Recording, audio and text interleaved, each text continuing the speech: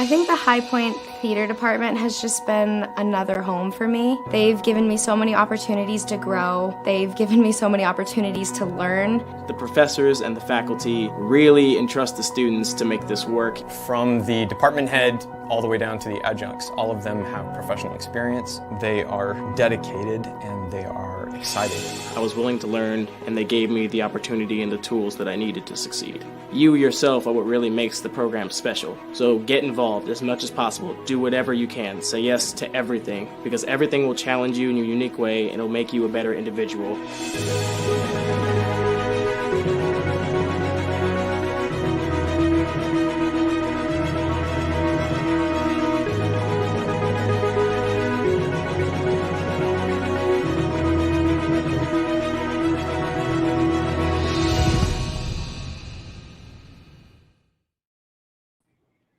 Oh my gosh.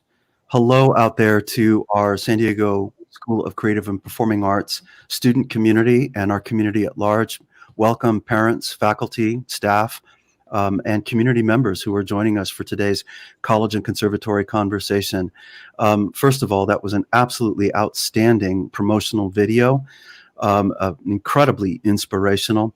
And I've got to say, our guest today is somebody who I'm already going to go out on a limb and say he's a friend, because we've had 2 short conversations with each other, and I can already tell we come from the same place, especially in terms of our heart and our heads, in terms of where we're trying to take our students in the next generations. I want to introduce to you the Dean of the College of Fine Arts at High Point University. His name is Dr. Ken Elston. And Ken, welcome to our program today. Thank you, Richard. I very much appreciate being here with all of you. And I'm coming to you from the beautiful Pauline Theater and our Hayworth Performing Arts Center. That is absolutely gorgeous.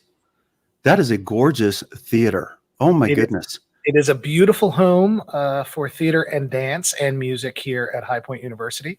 And we are, in COVID, still performing. So actually we had our auditions for Godspell were prior to this. And when we are finished this interview, which I'm very much looking forward to, we will be screening our virtual cabaret, because obviously we didn't know we were super spreaders before, but now we do. And so to continue our musical theater program, we put our cabaret in video and intersperse that with some interviews with our students about how they're dealing with COVID and keeping their art going and what that's meaning to them as everything else around us is changed. So it's a busy night here at High Point University, but this is one of our main performance venues. We've been performing outdoors in our amphitheater. We have a beautiful planetarium. We'll be doing a devised piece there in our coming semester. So we're performing and getting a lot out of it, actually. You know, I respect so much the different institutions across the country that are looking for ways to stay connected with their students, faculty, and their communities at large. And people are coming up with very innovative approaches to making sure that the student work doesn't stop. And I think that at the post-secondary level, you have a lot more resources and the ability to do that. I would love to talk a little bit more about that. But before we do, I want to kind of pull back just a little bit and have you share with us a little bit about High Point University, and specifically in your college, the majors and programs that are available for young students. Well, High Point University is rated as the top liberal arts college in the South. And so I am, as you said, the Dean of Arts and Sciences. And in our particular college, we are the home of the general education core curriculum for the whole university. And we have multiple majors and minors across the liberal arts, the humanities, social sciences. And I'm also the director of performing arts. And in the performing arts, we have a very fine music program, dance program, and theater program. These are all BA programs. So for the student who is looking for a liberal arts degree, who is looking for a place where you will get mentorship, because that faculty-student relationship is of vital importance to us here at High Point University. In fact, in the arts, our curriculum is really built to develop the individual artist's voice. And we are dedicated to creating new works throughout the year, as well as taking our students through a journey of sort of foundational and multimedia sort of paths. Ours is a school that is sort of dedicated to three important things of distinction. One is the growth mindset, that we as faculty are dedicated to this idea that experiential learning matters, and that the growth mindset, which says if I currently struggle with something, I can improve, and we will find different learning methods to make that happen. In fact, when I came to High Point University, when I finally agreed and signed the contract, the very first package I got in the mail was fairly heavy, and I was kind of excited, and I opened it up. It was 5 books on the growth mindset, and they expected me to come ready to roll. So that experiential learning piece is very important. And we are what we say the premier life skills university. So the idea is that we are dedicated to the student's ability to translate what we do into their professional goals. And I think one of the reasons I agree with you, Richard, we're already fast friends, is because we really do see in the arts the kind of values that we want to see in our working America in the next generation, right? Critical thinking, deadline management, collaboration, creative expression. These are very important skills in a creative economy. And these are the kind of things that we celebrate and that are so important. I really valued our conversation as we were waiting for this to begin. And the idea of what we do in higher education and what we do in the arts as being the sort of golden key to the future, and to a future that is brighter, stronger, and based on the kind of values that we can share. And one of the things that I was asked, we have to in higher ed assess everything that we do, and we're assessed by our accrediting body. And when I came here, I called our head of assessment, Dr. Jeff Adams, and I said, Jeff, I have a question for you. If I can define how we assess empathy, can we describe empathy as one of our learning outcomes?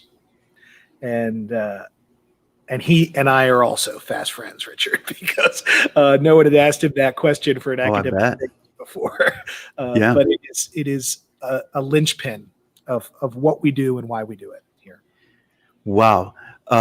First of all, that's an outstanding description of the university. It tells me a lot about the kind of culture that is at High Point University. And I think for our students in particular, many of them, that's what they're trying to discern right now, is what type of culture do I want to be involved in? Is it going to be your traditional university experience with a football team and basketball team and that kind of thing? Is it going to be a conservatory type of experience where we're going to cut all the other stuff out and just focus on the art and then have that little piece of general ed? And then what are all of the different kinds of programs and opportunities in between, and what do they offer? So just to clarify for the sake for our students that I know that are watching right now, the difference between the BFA and the BA degree at High Point, because there's no BFA, everything's a BA degree. What does that mean at High Point? So I built and ran a program that was a conservatory program and a BFA, in fact, an MFA as well. And the way I like to distinguish it is that a BFA is majoring in theater and minoring in even more theater. Whereas a BA, you have your major, but there is room for another major, a double major, a minor or 2 or 3. And so there is in the BA implicit exploration, a curiosity, and a sense of preparation for the life well lived, which is not to say that, like a conservatory, we don't give the foundational tools necessary for a solid professional career in the arts, but that the life well lived is very much a part of the curriculum. That your discovery, your development as an individual, and ability to have a large tasting menu of various disciplines is vital to the journey. You know, in our preliminary conversation last week, something really sparked in that conversation, and it had to do with the student-centered focus at High Point.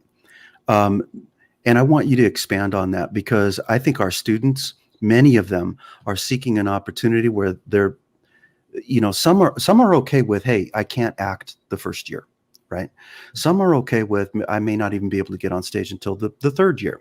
But there are many now emerging that are saying, I want to get involved right away, and I want to be a part of my own learning right away. Can you talk a little bit about what that looks like for the students at High Point? At High Point University, and particularly in theater and dance, we are really dedicated to walking the walk with a student through a vulnerable time of development. And so we think it's absolutely vital to start immediately on that journey. We have a company mentality. So when we post our lists for shows, everybody's on that list. The run crew's on that list. The designers are on that list. Those who will be, work study folks in the shop are on that list, because this is a collaborative art. We do everything as an ensemble. And we have this idea here that we have to replace some missing things in the profession. When I started as an actor, I started at the Missouri Rep, one of the fine regional companies in America. That was a Lort B theater at the time, and my contract was for an entire year and guaranteed me 12 shows. And that system is gone. The Missouri Rep is still there, but they cast show by show. Many of the leads are cast out of Chicago and New York. And so the ability for a young actor to get onto the boards and learn at elbow to elbow, shoulder to shoulder with working professionals now falls to the university. And the ability to find your own voice as an artist now falls to the university. So our solution to arming students, if you will, for that profession is different than a conservatory. They're trying to do the same thing, and they're trying to do that in a way that moves you through repertoire and gives you technique. And the philosophy is different. The philosophy is that we are a living and breathing art that has to produce important things for the world, right? The way we do that is to try to understand how we tell stories in this world.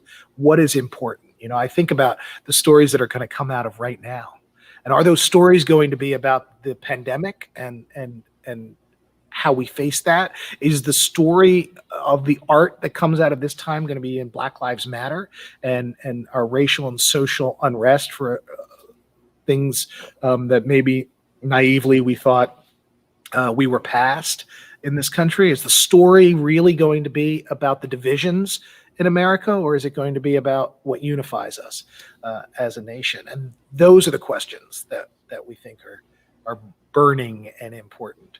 It's not that we don't have people here who aren't dedicated to being stars, right? But I think in some ways we actually have a larger population of those people who see the arts as that tool with which they can make the biggest difference and change the world. Yeah, that's awesome. Yeah, and I think that's something that we're constantly talking about, even at SCPA, is don't look at what you're doing in the arts as a monolith. Look at what you're doing in the arts in terms of its connectivity, and how can it change the world? How can you, as an artist, ultimately change the world? So I love that. I love that philosophy. I also love the notion of growth mindset, because that's new for us as well. We're talking a lot about it with our instructors, about the idea that, hey, everything's learnable if you can demonstrate grit, right? You can get through it and you can learn it. You can understand it. I think that's just absolutely important. And I think especially when you're doing something where students are directly involved in their own learning, so it becomes project-based to a degree. That's right. Working through it, I think that's absolutely exceptional. Listen, I want you to talk just a little bit. I know that students are always wondering, who's going to be teaching me? What does my faculty look like? What does the diversity look like amongst the faculty? Can you just share with us a little bit about each of the faculties in theater and in dance? Yeah, absolutely. We all working professionals. In theater, we have multi areas of specialty. So I myself am a Stanislavskian, but I'm a certified fight director and worked with Marcel Marceau and Jacques Lecoq. So I'm also a movement kind of person. So what you were just talking about in terms of process-based learning, project and process kind of go together, right? You're in a project, and so you're learning those steps in an arc. That's very important to me. That's a very Stanislavskian approach. We have an expert in Michael Chekhov, psychological gesture, and Michael Chekhov, who of course was an actor with Stanislavski, made a huge difference in interpreting that work for America, where he settled in the 1920s. And he is also a devised theater expert. That's his area of study and scholarship. So a very modern theater route for a very contemporary idea of what theater will become. We have a certified Meisner expert on the faculty. We have a Shakespearean expert as well, and then our historian and dramaturge is a phenomenal scholar whose expertise lies particularly in German theater. And we have our adjunct pool is vast and includes working professionals from film, television, and stage. In dance, our dance faculty is across the board. We are contemporary, jazz, ballet, and tap. And again, students are working consistently to create new work in those areas. So we are moving into an area of choreography as a degree here. And we have a minor in musical theater, but this is really the key, that the linchpin linking music, theater, and dance. And so that work is happening pretty much all the time, and informs our collaborations and a lot of what we do. So that's our faculty, and that's. I will tell you, I've taught for 25 years, and I came to High Point University in August of 19, and I have seldom in my life met a group of, brilliant, qualified faculty. This you're going to find almost everywhere. It's amazing to work at a university and just have the blessing of working with these people who are smart and interested and dedicated. But what strikes me here at High Point University, and it strikes me almost every day, is the sense of community here, the sort of kindness here. I have had more doors held for me since I've come to this university by students, faculty, and staff alike than ever before. There is a sense of connection and a need to connect on a sort of personal, professional level here that is spectacular and kind of defines the High Point community. That's pretty exciting. The chair of history, who's been here forever, I think he started his career here, he's been here for almost 30 years. In my very first week, I hear, Ken, across the commons. And here he is waving his arms. Hey, welcome. How's it going? And that, it is not a staid button up kind of place in that way. It's Right. a really professional place. I wear ties more here than I did at other institutions, but it has this sort of sense of um, joyous gratitude for being together. So, students that are listening to this and parents that are listening to this, when you first stepped onto campus at the School of Creative and Performing Arts, you were immediately introduced to our culture and what we always describe as our family. Dysfunctional, yes, but absolutely committed, loving, accepting. And it sounds like High Point University has that same type of culture. So as you're listening to today's conversation, you want to take all of those pieces into consideration when you're thinking about that next step, for sure. I wanted to go back to something just briefly involving musical theater. Yeah. And I want to connect it to dance, because so many of our dancers, they're training in ballet and modern. They do have tap and jazz, and they do get guest artists who come in who focus on content specific areas like hip hop or African dance, but the foundation of ballet modern and our focus is about preparing them to make sure that when they step into a conservatory audition or university or college audition, that they're going to be competitive. Both in ballet and in modern, regardless of, students at 17, 18, they're already probably not on a prima trajectory, but they are going to be looking for strong programs that have those foundational components. Now, here's the other side of that. We do know that there are dancers that say, I definitely want to get a degree in dance. But there's no question that I'm going to supplement that with work in New York. I want to go to New York, or I want to go to LA, and I want to do contemporary, or I want to do musical theater. And I know that those are conversations that continue to happen. And so when you were talking about the fact that musical theater tends to be that place where both programs sort of intersect with each other, can you just talk a little bit more about that? Because I know that there's some dancers out there that are thinking to themselves, this might be the right journey for me. Well,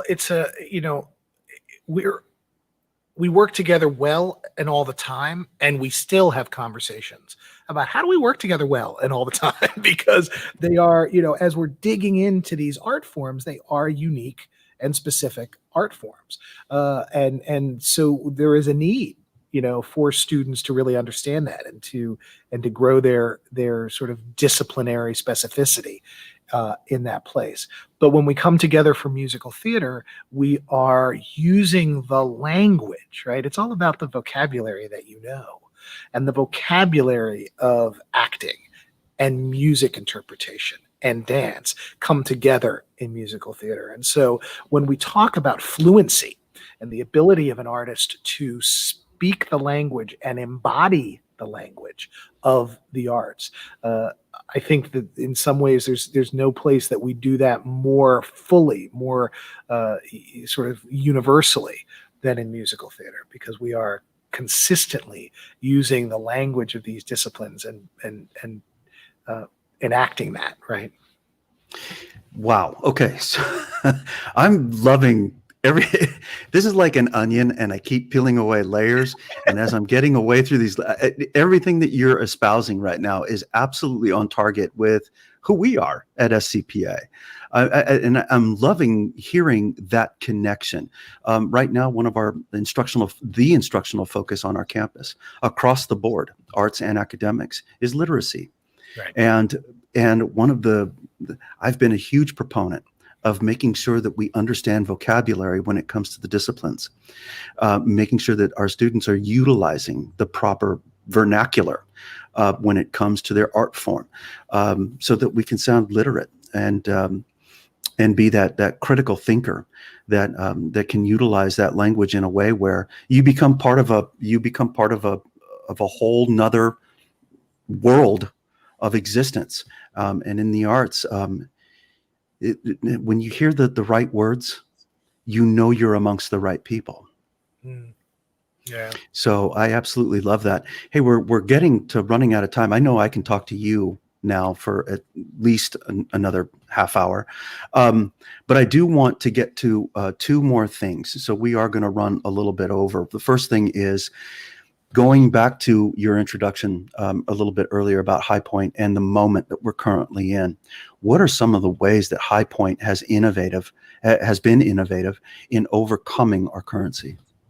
Well, thank you for asking that question, because we put a lot of thought into it. I think every program has had to put thought into how are we going to do this? How are we going to, in good conscience, and in a way that is safe and protective of these people we love, also allow them to do the art that they have to do, because that's the study. If you're not doing the work, then what is it that we're really doing? So we created a number of smaller projects so that if things changed, if we went online, we wouldn't, as we were in the spring, sort of caught at tech going, I guess it's over. But that, we could sort of chunk the things that we were doing.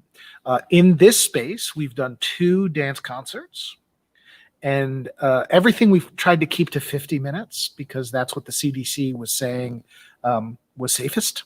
And we've been minimizing our audiences significantly, as following the guidelines of the state here in North Carolina. So we're lucky in this particular space. We've got air transfers both for the stage and for the audience. So there is a separation in the way we're dealing with the air, and we know that in 20 minutes we get a whole new air for everybody to breathe. So here I am, not masked, with you, but we will have essentially 20 minutes before the screening. So we know that we will have filtered all this through.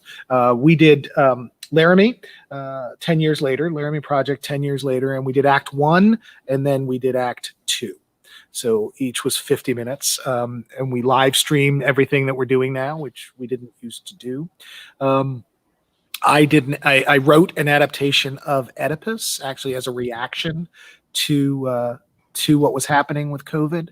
It's a tragedy about a plague and trying to get to the bottom of the plague and figure out what is our part as a community in dealing with that as individuals. So we did that outside as a Greek tragedy should be done in an amphitheater.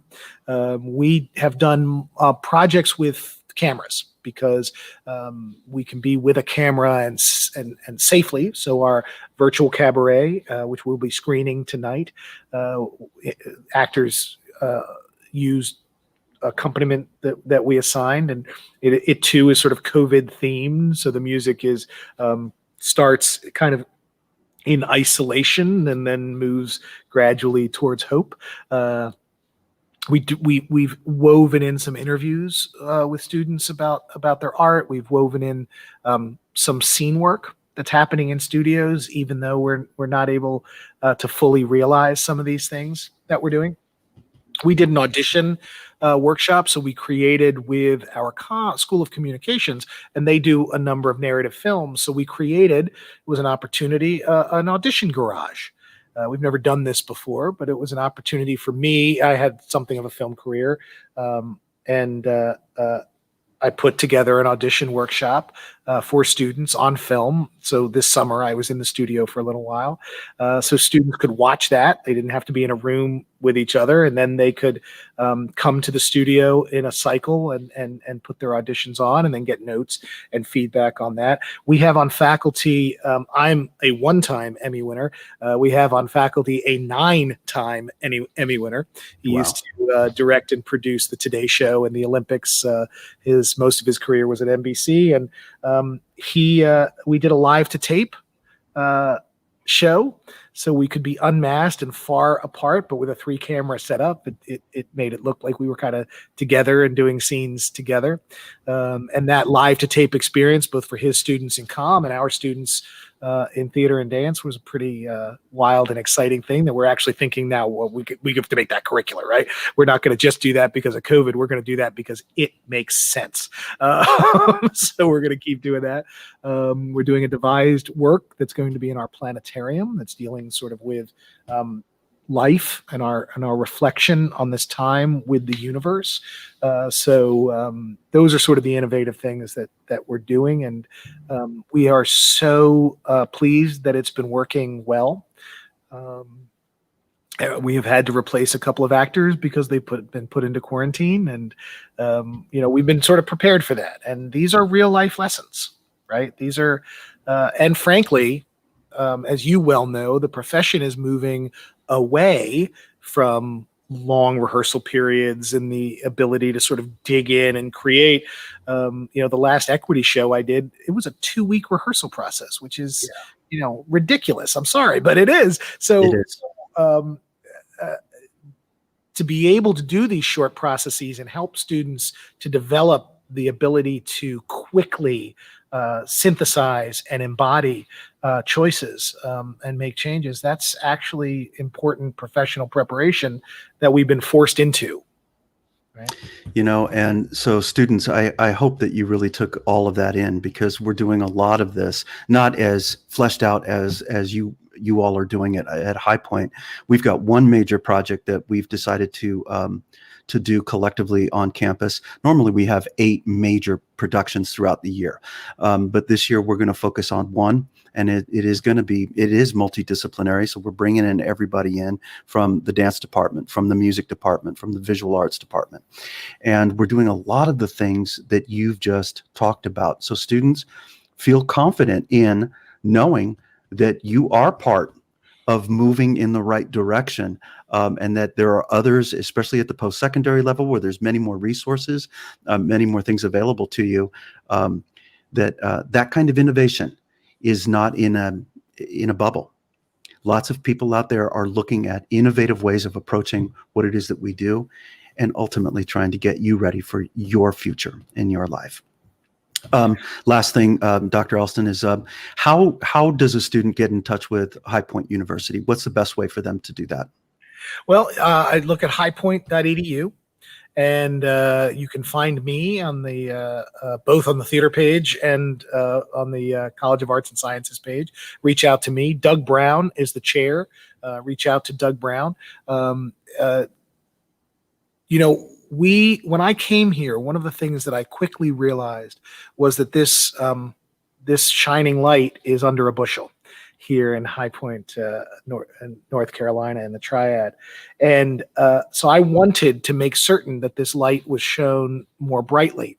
And so one of the things I asked my assistant to do, I'm going to help you identify some of the top performing arts schools in the country. And I want, we're going to reach out, and we're going to see, if we can't help people understand what we do here. So I want you to know that you are very much on my list, and I was absolutely delighted when you reached back out and said, yes, this makes so much sense, because it also makes sense to me. And so you have my contact information. If any student comes to you and says, I would like to talk to him, just share my contact information. I'm happy to have that communication as we do with all our students here. And if it's possible for you to visit the schools you're interested in, I would, if you can make that happen, I encourage you to do that. Because I can tell you, I have seen it over and over. I've seen it with my own children, but I've seen it as an educator for the last 25 years. Students step onto a campus and they start to read it. It starts to feel in their bones.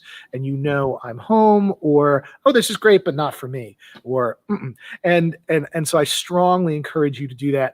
One of the other things, and I know I'm just going on and on, but our students will talk to you. Don't go anywhere without talking to the students in the program. And if that's how you're going to find out what the student experience is really like. So the other thing that I would say is reach out, and we will put you in touch with student mentors who can just talk to you about their own experience. Wow. Okay. So students, parents, everybody who's listening today, basically High Point University is an extension of the San Diego School of Creative and Performing Arts. You're just going to get that next level of education and experience. Ken, what an absolute joy. We're almost at 40 minutes here. I mean, again, I could talk to you forever. Listen, man, we're going to have to bring it to a close, but I do want to say to you, thank you so very much for everything that you're doing at High Point, but also taking the time to come and share with us. I definitely, part of my role is to make sure that students and families have enough information. And so I know that there are going to be students who are looking for this type of experience, and I'm going to make sure that they understand what High Point University is all about. And thank you so much for also saying that students have connection to you and to Doug Brown. That doesn't always happen either, students and parents, so that is absolutely outstanding. Dr. Ken Elston, you have been an amazing guest today. You and I are definitely going to stay in touch, my friend. And by the way, happy opening with the new show. Break a leg, everybody, over at High Point, and wishing you guys all the very best. Well, thank you very much. It's been an absolute joy, Richard, to get to know you a little bit, and I look forward to that relationship growing. And just that you have, and part of your innovative approach to how we're dealing with distance and making connections, which are so vital for us. Thank you for making me a part of that. I really do appreciate it. And I want to wish all of you a very happy Thanksgiving, because in the midst of all of the challenges that we're facing, don't we really have so much to be grateful for?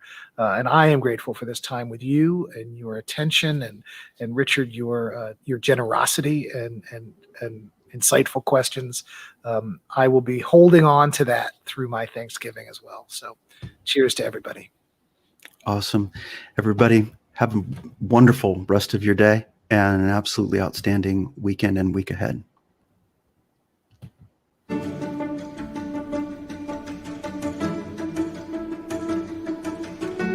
I would say that my most meaningful experience during my first year was joining the Department of Theater. Being able to work with everyone and know what goes on backstage and on stage and behind the scenes and actually help make something happen is something I never thought I would experience as a freshman. We're small, so we're always all working together on every show. You're just much more immersed. We're such a close-knit department. Everyone is so open. You can walk down the hallway and all of their doors are open and they're in their offices ready to talk to you. And it's a really great environment. High Point University Department of Theater and Dance is particularly good at forming a company. Since we're a company, every single person gets to work on construction and gets to learn about lights and gets to learn about everything instead of just picking one focus. And I think that's really important in this industry, is to be able to know everything.